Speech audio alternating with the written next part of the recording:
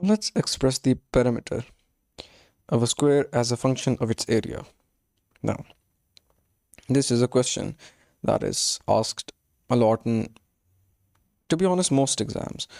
Like in most entrance examinations and even in the SAT and the ACT, this is a very common question because, well, it's just everybody is familiar with the perimeter of a circle, perimeter of a square.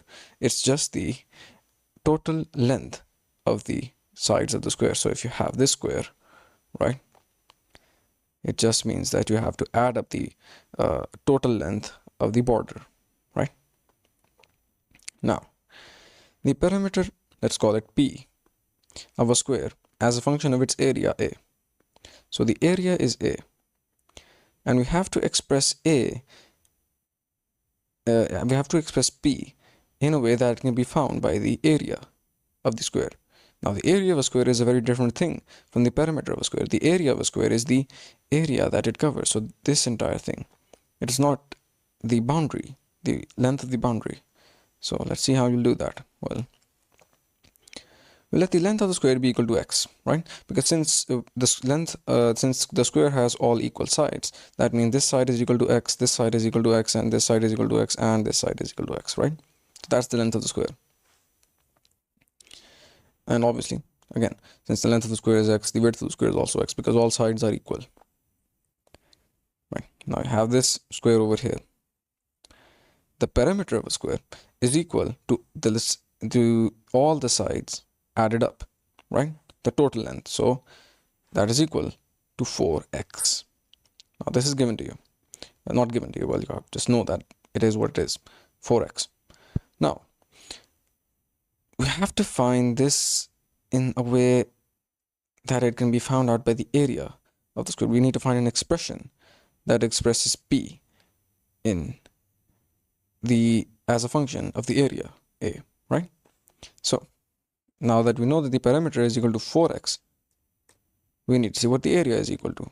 The area of a square can just be found by multiplying the length with the width, and both are x, so that just becomes x squared, right? So x is equal to under root a, right? Now that one length is equal to the under root of the entire area, that just simplifies it a lot, right? We need to put x is equal to a in the equation where it said that p is equal to 4x, right?